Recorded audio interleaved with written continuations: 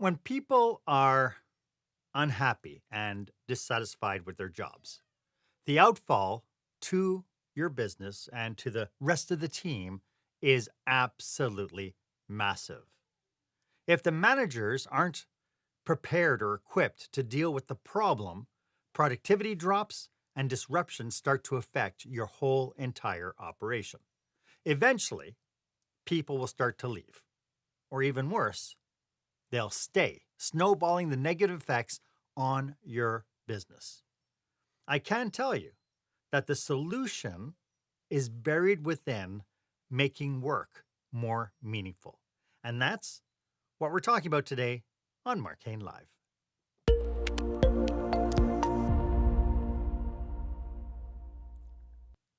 Welcome to this episode. This is where small business owners and entrepreneurs pick up core skill sets to help them create the jaw dropping, show stopping experience that their customers and their employees deserve. I am your host, customer and employee experience strategist, Marc Haine. It is absolutely wonderful having you here today. My guest for this episode is strategic advisor Jesse Brisendine. We will uncover how to make work more meaningful and the role emotion has in our workplace. So stay with us. It's going to be a great show. In the recent Gallup 2023 State of the Global Workforce report, Gallup reports that employee engagement in North America has not improved one little bit. We hit an all-time low last year, and it hasn't changed. But what has changed is worker stress. At historic highs, worker stress is impacting productivity and performance worldwide. But imagine for a second. Imagine a workplace where your employees are not only committed, but deeply loyal, going above and beyond to contribute to your success and your organization's success. What happens if I told you that there is a key that can unlock that level of dedication? Can you imagine it? So that brings us to our question of the day.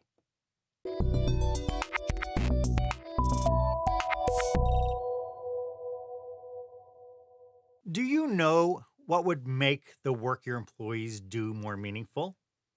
Are you sure? I'd love for you to be part of this conversation. Why don't you go ahead and put your comments about what you think would make work more meaningful for your workplace and your employees. As I mentioned, my guest today is strategic advisor Jesse Brisendine. Jesse is an award-winning speaker, a best-selling author, and is a world-renowned expert, this guy right here, who works with individuals and organizations to move beyond their limitations, unlock their greatness, and build what he likes to call build their Camelot. Business leaders, Hollywood celebrities, entrepreneurs, C-suite executives, medical professionals, and educators have used Jesse's services to achieve unprecedented levels of personal mastery and fulfillment. Jesse, welcome to the show. It is so great to have you here with us today. Mark, it is such a pleasure to be here with you today. I've been looking forward to this all week. Thank you for having me. Yeah. Before we get into today's topic, could you tell us a little bit about how you serve your clients? In short, Mark, from the heart. Oh, That's really the essence of what I do. I think to what you were alluding to in the opening, right, about and getting to the crux of making work meaningful. It's really a heart-centered thing. I often think of the celestial perspective, right? hmm Somebody up in outer space is able to look down at us and they see these little specks of dust running around, pulling their hair out, stressing out, making their hair turn white because they're so worried about whatever it is. And they're probably going, what the hell are those guys even doing? What is the point of it all? And that's really the big thing, is what is the point of it all? And that's something that comes from the heart. And so much of the work I do, it really is with every intention of serving from the heart. I find that's where we get the most vulnerable and then often authentic and meaningful connections with the people I work with. hmm It's where real change and transformation happens. It's the place where we let the BS lie and we get really down to what is at the heart of the matter. Right. Well, to your point, I think, if any aliens were to come over and take a look at how we run our day to day, they'd go, there is no intelligent life on this planet, unless maybe Right. elephants. I don't know. Yeah.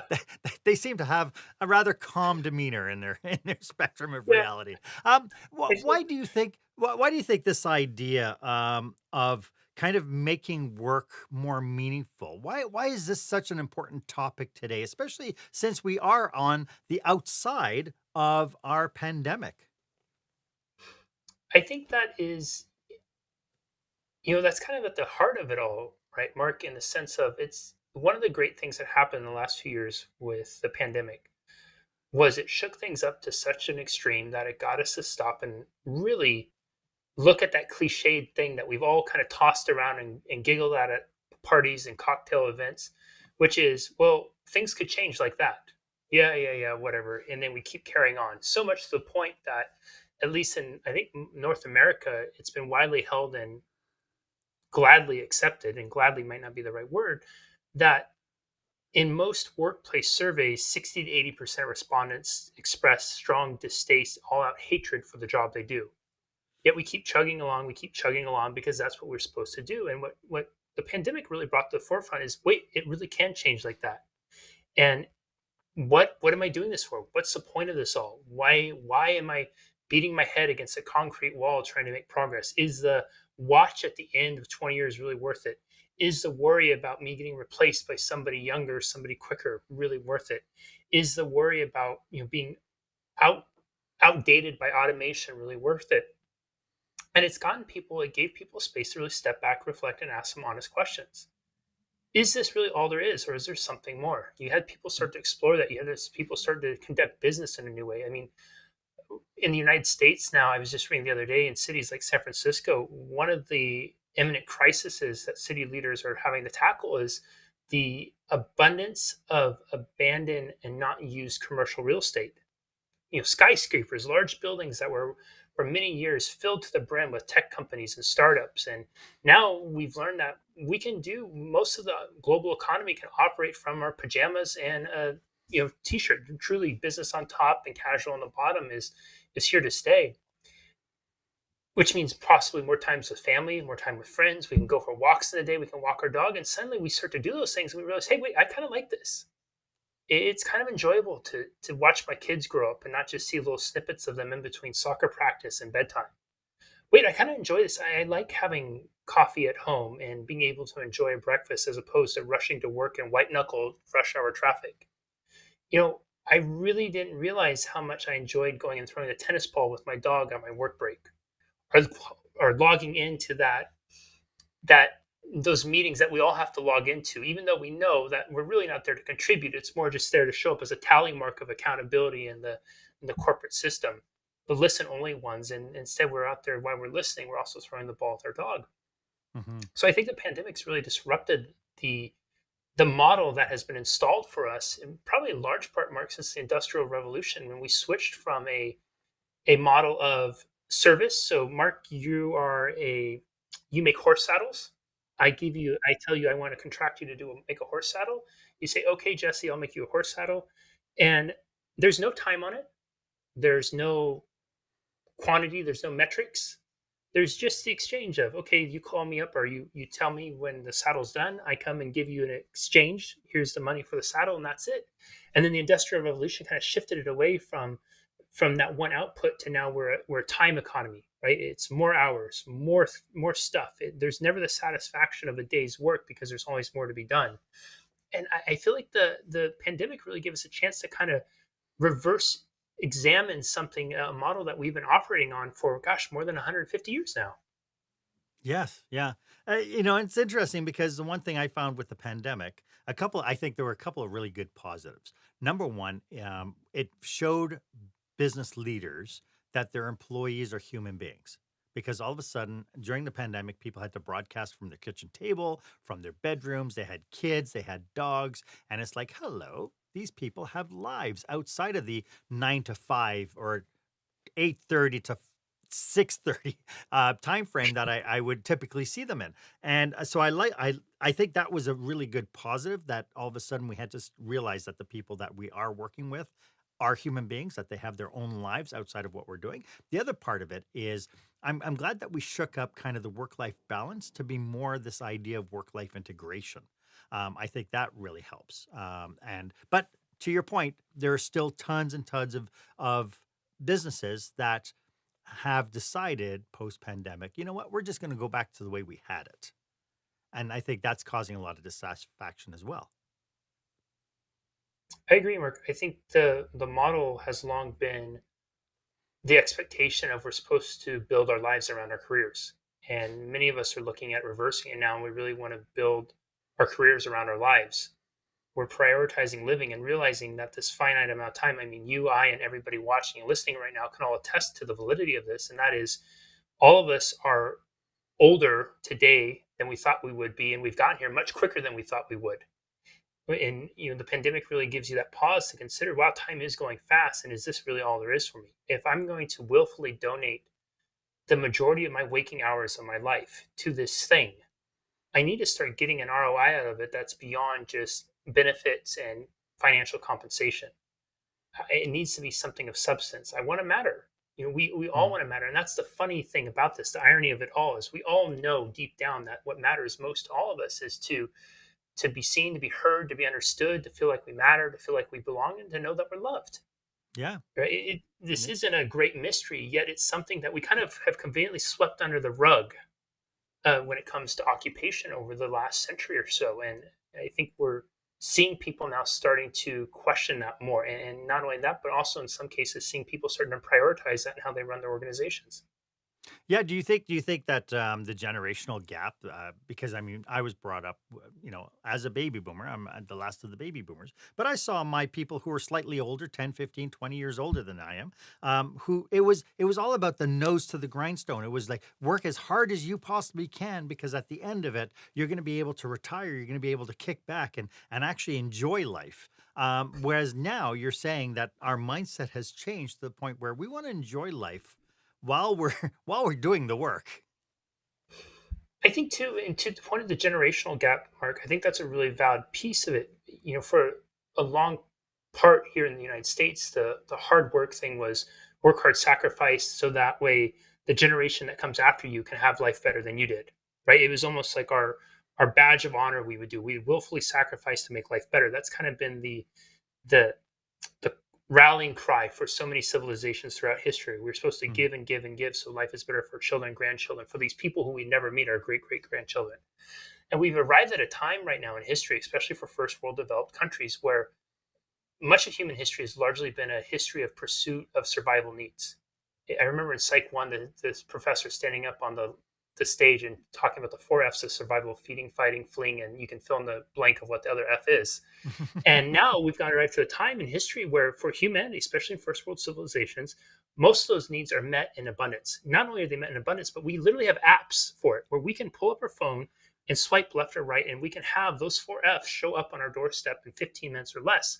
Not only that, but we can track them, which means that if this generation no longer is having to pursue survival needs the way all preceding generations have for the last tens of thousands of years of human history, what is there? I believe that's where you start to get into the space of elevating consciousness.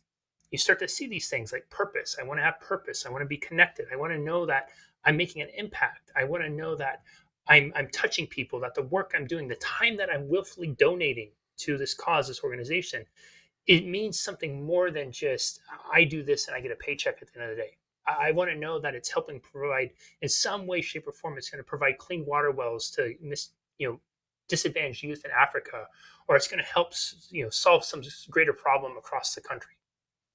Yeah. Yeah. It's so interesting because I think corporations now they're starting to get it, but I wonder how much of it is authentic caring versus band-aiding a response. I referred to the Gallup's newest report there. What was shocking about that was they estimated that low engagement costs the global economy about $8.8 trillion dollars and accounts for about Mm. 9% of the global GDP. Why aren't leaders doing more to correct this new need, this new mindset, this new way of doing business? I laughed, Mark, when you mentioned that, because we've all walked into those office buildings before where we see core values and mission statement written on the wall, and then we see nobody practicing them, and they sure do look pretty on there, but into Because they're practice, it's always with such completely. a nice graphic. Yeah, It's such a really nice great graphic. graphic. Excellent stenciling. They clearly spared no expense of putting something up there, but putting it in implementation is a whole other thing. And I think there's a few reasons. I wish it was something as cut and dry. So the skeptical reason is I think what we see play out in politics, and I don't want to turn this into a political discussion, but it's kind of kicking the can down the road, right? We can sweep some stuff under the rug. We can position things and kind of prop it up and make it look like it's everything's okay and fine, and then we'll kick it down the road. And at some point, someone's going to have to pay or adjust or deal with it.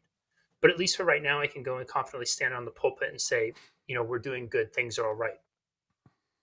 I think there's the other thing is it's that hard wiring. You have generations of leaders that are in charge, and that's all they've ever known. And you have generations of leaders who are coming up who are modeling the behavior of what they were taught from their mentors and them as the mentees. Just as we all do, we will model the behavior that we're of the people that we look up to or we surround ourselves with the most. And it's not to say that the behavior is good, bad, right, or wrong. It's just to say that's what's familiar. And what's familiar, while it may have worked, it may not be what's ideal or optimal going forward. And it especially may not be what's going to be the most beneficial way for your clients, your organization, and the customers that you serve.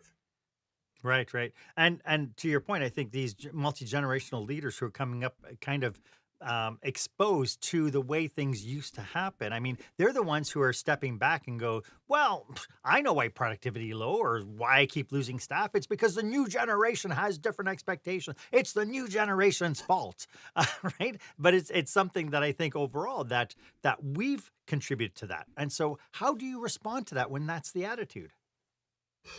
Yeah, I think the great convenience that many of us are still affording ourselves is saying that this generation is what their hopes and dreams are is about going to the offices and having beanbag chairs and kombucha available in all corners, and that's kind of how we stereotype them in a way to dispel this whole productivity thing. I think though that the crux of it is this: it's that change is always scary.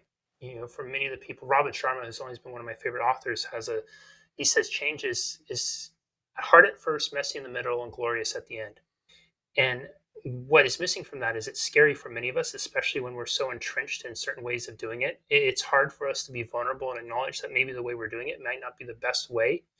And it's hard for us to go into these dynamics because we're dealing with different kinds of problems before. We are, at the same time, we're also having to, I think, for many people, acknowledging how maybe deep down we've sacrificed that and we've always wanted that too, but it's never been a priority. And so how do we do business then if business how do we do business if business is not the number one focus anymore? And I would suggest that shifting it to making work more meaningful, focusing on these kinds of employee enhancements, if you will, actually does make business even more of a focus, because what you're doing is you're looking at how do I really optimize the the purveyors of the business so that they can produce in a different way, in a different level than they ever have before. It's kind of like a sports team that we've all seen it before, where you have a, a collection of incredible athletes. An example would be the 1996 or the 2000 Dream Team basketball team. So after the 1992 NBA basketball team, which was attributed as the greatest team ever assembled, going into international competition, the assumption is who's ever going to beat the Americans? There's no reason they should never not win. And it was either the 96 or the 2000 team. I'm blanking on which one it is right now. All the talented people in the world, the greatest athletes in the world, and they lose. They lose. How is it that they lose? They're the best and they're driven to be the best. How is that even possible? How is it, more importantly, the better question to ask is how is it that a group of people who are less talented, less athletic are able to beat them? And I think you go and you have to start to dig into the dynamics of it. And you start to see these fundamentals: teamwork, connection, passion, connection to the cause. Who's playing for the country? It's kind of like Miracle on Ice in the 1980s. We all, even if we haven't seen the movie or we didn't watch the game, we've all heard that call. Do you believe in miracles? Where the USA comes back from, I think, an 0-4 or 4-1 deficit and beats the Soviet Union, who at the time they were literally the Terminator of hockey. Well, what is it? There's this passion, there's this something compelling people to act beyond. So we've had these little breadcrumbs of clues spread out through history about what's going to really drive people to that next level. It's just we're often blinded to see them because we're so focused on what the bottom line is. And as such, that's what we're trained to do. So no fault of anyone's own. It's just to suggest that maybe, just maybe, there's something there that we've overlooked for quite a long time. Yeah, and to your point, I think we as leaders tend to look at our environments and our people with blinders on. And so this is why I was so happy with COVID, the way that we were able to actually witness people in their own home domains, see things, because all of a sudden you realize this person who, seems to be late all the time on their thing, or they're not performing to your expectations, but you look notice behind them, it's like, do you play guitar? And it's like, oh yeah, I love playing guitar. I'm a member of two bands and we tour every weekend. And it's like all of a sudden his passion comes out. And it's like, why Yeah. don't you have that passion for the work that we're doing? Why do you have the passion for that? And so that's kind of the how I push that point to leaders. It's like, well, if you're thinking that people are lazy, I mean, there are a lot of people out there doing stuff in their free time, and there's nothing lazy about what they do when they're not at work, right? So I think it's really interesting. And this idea of kind of tapping into making work more meaningful in a way that resonates not only with the people working individually with the team, but the whole team all together, I think is really a dynamic we need to explore. So I'd like to pull back the curtain on what leaders can do today to make work more meaningful. And we'll get to that right after this. When the spotlight shines on your business, are customers applauding or yawning? In other words, how is your business performing? Make your business a star with the new book, Lights, Camera, Action, Business Operational Excellence Through the Lens of Live Theater by Marc Haine. Marc uses his business and acting experience to help you see your business like a live show, so you can create a performance your customers will never forget. Buy Lights, Camera, Action today at your favorite online retailer or directly at marchaine.com. Welcome back. I am here with Jesse Brisendine. Jesse, the State of the Workplace report is really fascinating. I don't know if you've seen the copy of it all, but it indicates that 59% of the world's employees are quiet quitting. That is, they're filling their seats, watching the clock. They are psychologically disconnected from their employer and from their job. But the interesting thing that I found was a quote was that although they are minimally productive, they are more likely to be stressed out and burnt out than engaged workers because they feel lost and disconnected from their workplace. Would you say that that is a really great definition of when work is not meaningful? I think yeah, Mark, I would say it's a very fair definition. You add some sort of emotion behind it. And it's interesting, quiet quitting. We have quiet quitting, loud quitting. I just heard a quote from the CEO of Delta the other day saying people are revenge traveling. All that's to say is that we are passionately doing stuff. There's emotion behind what we're doing now. And it's no longer really going to, if we want to elevate to next levels, we can't ignore the emotion behind it. Right. And because it is tied, because this whole idea of waking up every day, like I think we've all done it, where you wake up in the morning and it's like, oh, have to get up for another day. And I have a joke about, and I'm not religious in any way, but there are two types of people on the planet: the people who wake up in the morning and go, "Oh God, morning," and then there are the other people who wake up in the morning and go, "Good morning, God." I think they're two different psyches, but as leaders, we need to be able to tap into both. And so what do you think leaders can do to drive work to become more meaningful for the individuals as well as for the teams? Yeah, there's a few things, Mark. I think number one, as leaders, first and foremost, leaders' greatest opportunity right out of the gate is to have be steering a ship that is deeply mission oriented, and then having that mission be well and clearly articulated throughout the organization with the appropriate values to back it up. And having those companies' values be so well known, and the leader is the chief practitioner of them, that it's infectious and it makes other people want to jump on that ship and participate in that expression of the values. Amongst those values, I think arguably some of the most important are is having a strong sense of purpose and having the individual employee's purpose tied in some way, shape, or form to the greater organizational purpose.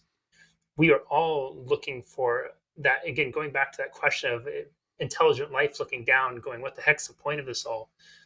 All of us are asking ourselves constantly, what the heck does this mean? What is the point of this all? And for a leader in any sort of leadership position to help people answer that question, allow them then to connect that purpose to the greater impact. What is it that the organization does beyond our field of view? That's powerful. And so an easy example of this might be is somebody who, let's say somebody produces they put tires on a car in an assembly line somewhere in Michigan. The old model of thinking is your job is tire assembly.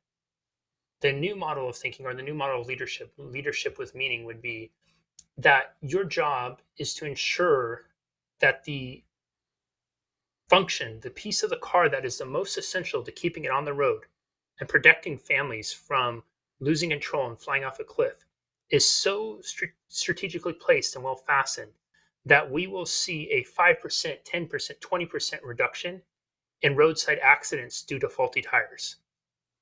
Now think about that, right?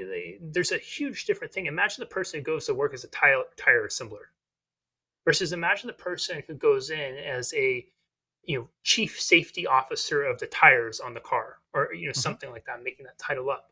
But the point is that person, that second person, they're connecting their work to something deeply meaningful and purposeful. They're seeing the benefit of their effort, and they're able to experience it. And then what the leader would also do to help deepen that is give those employees an opportunity to have a direct connection with those customers who are the beneficiaries of it. We talk a lot of times in organizations about front of the house, back of the house, the people who are up front selling the things, they're shaking hands, kissing babies, and those who are in the back who are making stuff. And it's interesting that if you have an organization that you talk with that isn't necessarily implementing what you and I are discussing, usually you see a very big disconnect from front of house experience and back of house experience. Well, why is it? Because one of the ways that we know makes life meaningful is human interaction, human connection. Well, what is the front of the house doing a lot? They're connecting. They're talking with the customers. They're interfacing with people. They're finding out how the product is showing up, how it's helping people. What is the back of the house doing? They're putting stuff together. They're locked away. They're not seeing anything. They're often in a cubicle, just cranking stuff out, putting in code, whatever that is. So in that same thing, now that person is elevated from assembling tires to this person who's in charge of tire safety that's going to help reduce fatalities to families by 15% over the coming year. We created a way for them to have the same sort of interaction that those in the front of the house do. How can we connect them with those people? And that might be something that we invite some of those customers who have benefited from the product or service in for show and tell. It might be something where we utilize social media, and I did this with one of my clients. Marc, they had a large back of the house group in their facility. Probably 85% of the workforce was there. So to help them connect with it, we got a series of TVs that we put around the production floor. And this was a company that had a large social media presence, and people would go on there and chat often about all the great benefits of the product. And what we would do is we'd broadcast throughout the day, just as a recurring theme around customer appreciation, customer testimonials, whether it was a picture that was sent in a video. Oh my gosh, that little thing, that little change, it was incredible. You could literally watch people grow about 1.5 inches that day, because instead of kind of carrying themselves, doing remedial work, which oftentimes we see the back of the house as, it's not one of those things that we all grew up wanting to do. Now they're walking with a sense of purpose. And you can tell people who walk with a sense of purpose, their head is high, they're looking to the sky, there's a smile on their face, because they know, they are keenly aware that when they wake up in the morning, they're no longer saying, oh man, I got to get up. That's the person who has to get up, because they don't get that what they're going to do is of service to someone somewhere. Instead, those people are walking in knowing that they're making some sort of difference, knowing that they're impacting someone else. Yes. To your, as you were saying that with the tire people, I remembered I was working at a hotel with a huge catering department, and we have tons and tons of weddings every year. And whenever we had weddings coming on, you could tell that the chefs and the cooks and everybody was so focused on making everything perfect, because, in a wedding, there is no do-over, right? And they put such meticulous attention to everything. But yet when the restaurant was open, and we're just serving customers who are sitting in the restaurant and stuff, it really seemed like the cooks were just grinding it all out. And it wasn't until I stopped them and I actually brought all the cooks to the door to look at all the people in the dining room and said, we do such a wonderful job on special events and on weddings and stuff. But the one thing you have to remember is each one of these people in this room are here for a dining event of their own. They could be celebrating anniversaries, birthdays, the first time they're getting together. And our job is to give them that experience so that they can walk out of here going, wow, that was a great evening of reconnecting. And we're a part of that. And after that, it really seemed like people had a new focus on how they produced the food that they put on plates. That's incredible you did that. Yeah. Yeah. Well, it's incredible that they did it because at the end of the day, it was just a focus, right? Yeah, Um, absolutely. s- so, in this idea of being able to make work meaningful, so we have purpose and we have the purpose aspect to it, which I believe purpose leads to passion. How important is autonomy and empowerment in the formula of being able to make work meaningful? It's important, and I would say that if I were to gauge something of if we were going on scale of importance with purpose being near the top, I would say after that, before I would put autonomy on there, I would say meaningful relationships, connection. You would call it a best friend at work. Hmm. Would be something. There was this organization, and I think it was in the Bay Area in California, San Francisco area, and I'm blanking on the name. I want to say it's Delancey Street, but a fascinating organization. And what they do is, and I'm paraphrasing this, essentially they will bring in people who are serving out prison sentences and who have had fairly decent behavior in prison. They're not presenting a immediate danger to society, and they'll bring them in and they'll have them go through their program. And if they successfully move through it, they'll be able to have a reduction in their prison sentence and be able to go out into society. And how this works, what's really fascinating about this is a lot of the folks who go through this, you could have all homogeneity of people. So it's not uncommon to have people from rival gangs. In Southern California, we have the Bloods and the Crips, and I think they're actually more prevalent, but those are names that most of us would know. Two rival gangs. And what will happen is once you get released from prison, the first thing that you do, right, is your first day is you get paired up with somebody, a buddy. And oftentimes they will pair you up with somebody who in your previous life outside of prison you might have had conflict with. A blood might get paired up with a crypt. And what that person's job is to start to show you the ropes, to teach you. So immediately they are taking ownership of your success, and your performance is tied to their performance. But more importantly, they're told and instructed and cued about how do we demonstrate caring, right? How do I demonstrate that I genuinely care about this person's success? And one book I read about it, they were talking about this moment where it was two people from a rival gang. One person was, and so what they'll do is they own this restaurant Hmm. as part of their program, and so everybody who's coming out, they're going to be given a job in there. They might be a cook, they might be a busser, they might be a server, they might be a dishwasher. One of the people who had just gotten out, I think they were rival gang members. Their buddy is on one gang, they were on a different gang. They are serving their first table. They're walking over, and something happens. They spill some of the dishes and they break. And these are the public that they're serving, right? Hmm. Of course, they're embarrassed. Of course, they're shamed, right? Which is a funny thing to think of, these guys who are gangbangers, tattooed up, all those types of things, being embarrassed, right? No, no, no. They're humans too. They're embarrassed. And the first person to come over and help them, no judgment, nothing else, was the person from the rival gang. Well, what does that say to that person? Immediately, all their, it demystifies all the propaganda that there was fueled in them to hate this person first and foremost. But what it does is it gives them that reinforcement of almost safety and security that somebody's here and they genuinely care about my success. And now we're showing up not just to perform for ourselves, which is very egoic. Now we're showing up to perform for this person who cares about me, which is much more from a place of service. So organizationally, having and creating an environment that fosters these relationships, it's such a silly thing, Mark, where we've often said, separate work from home. You gotta, when you walk in, you gotta leave home at home. Well, we all know how silly that is. Whoever walks in the door, when you walk into the door, whether it's at my house or my business, I'm not just getting Mark, the guest or the employee. I'm getting Mark plus whatever went on that morning, plus whatever went on that night. And for me to try to ignore it is, I think, in many ways, it's dimming the fullness of Mark's expression. So the benefit of having this person, having a buddy, having somebody there, a relationship, it now starts to endear you to the organization even more. We've all heard those stories, and many of us experienced these during the pandemic, where you referenced quiet quitting earlier. As we shut down, as the world shut down, as everybody went, holy crap, what's going to happen? People would remain with an organization because they were deeply loyal to the other people, because they didn't want to quit and give up on their friends. And that's the simple truth of it. We care about people. It's what's made our species survive for so long. We were never the strongest or the fastest, but we're the ones that are the most collaborative. There's a superpower in that. So the more we can help foster those relationships, along with giving people a deep sense of purpose, the more meaningful work will become for them. Do you think Do you have any advice to business managers out there, business leaders, to help them help their team members create those levels of collaboration? Yeah. First, from somebody, so the new hire experience, they have a buddy, and their job is not just to orient them to the work. Their job is to connect with them, right? So show them the ropes, get to know them, have lunch with them, take them out to happy hour. They're the person who introduces them to people, those kinds of things.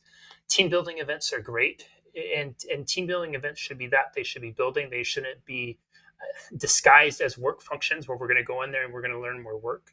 So team building kind of things are great. Sometimes we think that rewarding performance means that we need to offer Starbucks gift cards and other kinds of things. I quite frankly think the Starbucks gift cards are so cliched. And as somebody who can't stand coffee, it's such a lost thing, because when I get it, it's literally like, how little do you really know me? Oh yeah, here's the reminder of it, right?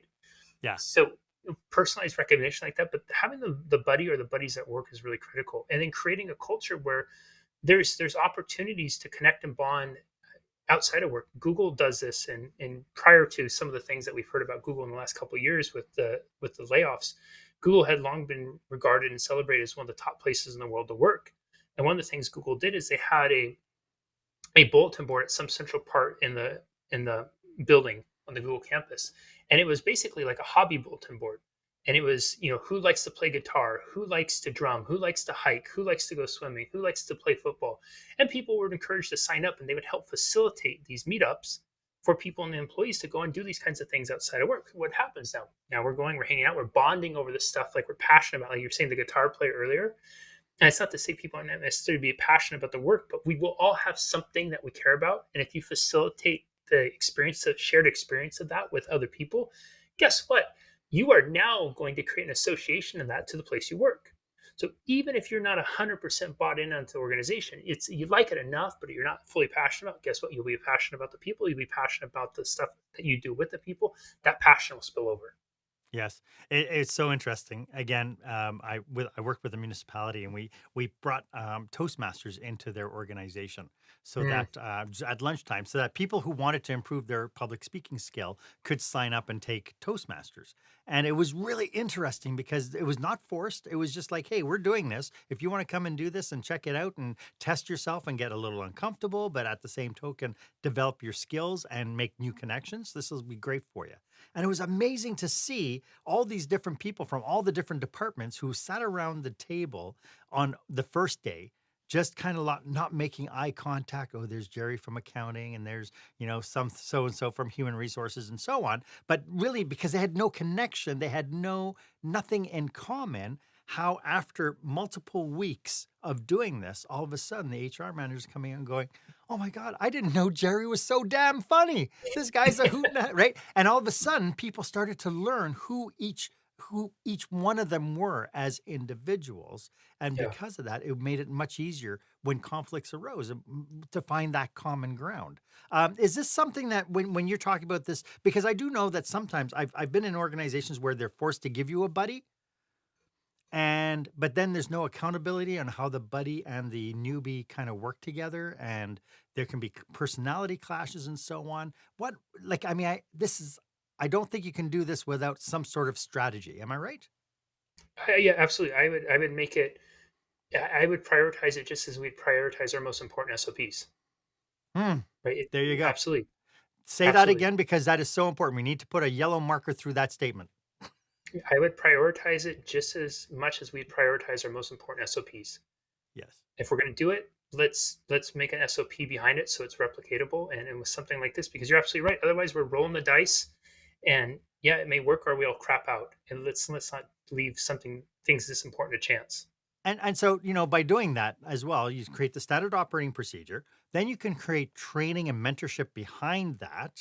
Yes. Right? By setting expectations and accountability behind that, so that we can coach people into the direction that we need them to be performing because to me, I think that is a crucial position when you're going to pair another human being up with a human being coming in on their first day, excited, nervous, am I going to fail? Are people nice? What kind of things am I going to be running into? And you're pairing them up with somebody who's going to be that lighthouse, if you will, to this new business. Yeah, absolutely, Mark. It's something that you're articulating that human experience, right? And that's kind of the irony that we're having this conversation in the sense of, Mhm. again, we all know this is what's going on. We all know this is the psychology of somebody who's coming in. They're worried. Oh my God, what if I screw up? Well, we all know that that person is coming in and they have already attached their success here to the correlation of their success in life. If I can't do this, I can't pay my mortgage, I can't pay my rent, I won't be able to put my kids through college, etc. I won't be able to provide food for my family, shelter for my wife, my husband. We know that. And yet, even though we know it, even though we've probably experienced it at some point, we have been horrible at providing a structure to be able to appease that as much as possible. And in fact, the opposite, harness it into something really powerful. And harnessing it into something powerful is not fear. It's not performance reviews. It's not write ups.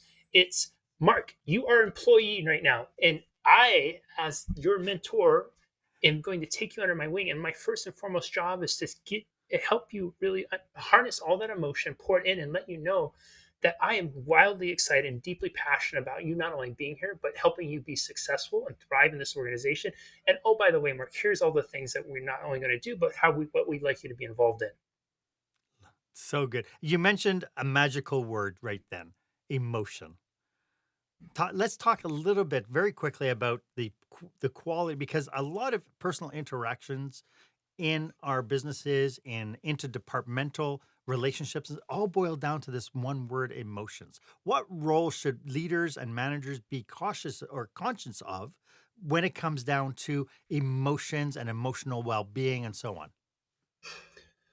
10 years ago, I met someone and they were of that traditional business model where you got to take emotion out of business. It's just business. It's just work. Don't put any emotion in it. No feelings, blah, blah, blah. And at the time, the business was doing very well. A couple of years later, they ran into some unforeseen challenges where, and it was one of those series of cataclysmic events, economic conditions had changed, one of their producers finished, et cetera, et cetera, et cetera. And it put them in a place where they're very vulnerable to outside competition acquiring them and swallowing them up. They had to make some drastic maneuvers to try to preserve the company. And much of that meant laying off certain people or reducing salaries and on all sorts of things. What was remarkable during that time, and this wasn't just a few weeks this went on, this was a series of months. At the end of it, you had not one of the core group of people that had been there for a number of years, not one of them left. Not one of them went and looked for other work. Not one of them reached out to other organizations. And these were all amply qualified people who could make massive contributions to any organization they worked with. They all stayed, despite the stress of uncertainty, despite the unknown. Talking to that person a few years later after all that, I remember them saying that, I used to think that our most important product was our product, but after going through this experience, I realized the most important product we have is our people. And what I should have been doing all along was, instead of thinking I need to pull the emotion out of it, I should have been dumping more emotion into it. People, everything we do at some level, if you go deep enough, if you're willing to drill down, you will always find that there's an emotion behind the reason. It may not be the first thing, it may not be the second thing, but there's always an emotion. I want to own the car because, and somewhere in that story will be because when I have it, I will feel, and fill in the blank. When we recognize that, and when we really make this as a practice, it is amazing what we can bring. We know that people are compelled to do extraordinary things under extraordinary circumstances. We've all heard the stories when the mom is able to lift the car off the kid. Well, emotion is the stimulus, right? Fear of the child's life. We've all heard the stories of just incredible. We've all watched the movies, the TV shows. We all watched the Olympics. The World Cup is getting ready to start at the time of this recording for the women. And we feel it, right? That's what makes life worth living, is the feeling. It's the substance of it. Recognizing that and making that focus, helping people have those emotional experiences and having them intrinsically associated to the work they do, what you will get is you will no longer have an employee, but you will have somebody who's a member of a family and is deeply and fiercely loyal. That they will show up and they will perform and they will give in ways they would never have otherwise. That they will go out of the doors and they will be wildly passionate and be huge advocates and will sing from the rooftops the praises of the organization and the leadership that operates it. And you will find that it will reduce your turnover. You will reduce your missed days of art absences. It will improve your productivity. It'll improve your profitability. It'll improve your efficiency. Every single area that I would argue that you would want to improve will likely improve. Every single area that you would like to see reductions in will likely reduce. Simply because instead of creating structure where maybe somebody comes in and they give us 5 out of 10 or 6 out of 10, which isn't uncommon, right? I think there was a study done not that long ago that said the average person who works at a desk job and does an 8-hour shift, really you get about 4.5 hours of productivity out of them. Well, imagine I'm surprised it was that high. Yeah, and so if that is true, right, if that is true, imagine we got 5.5 because they cared a little bit more. Yeah. That's a 25% improvement almost.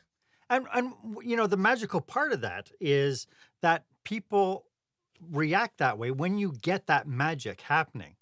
People are doing it not because they've been mandated to do so, not because it's policy, but because they want to. Yes. Yep.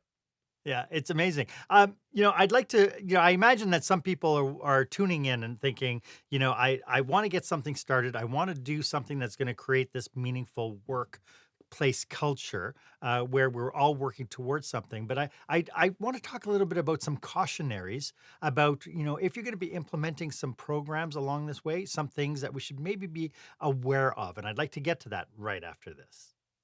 When you're delivering an important speech to a huge audience, it's easy to lose your place or go way over time. Give yourself an advantage with the Pro Speaker Presentation Speech Timer app. No more checking your watch or calling for time. The Pro Speaker Presentation Speech Timer app keeps you on track with easy-to-see timers, even changing color for visual prompts during your speech. And you can set audio cues to practice or set it to vibrate so you don't even have to look. Be the pro you know you are. Download the app at speakerpresentationtimer.com.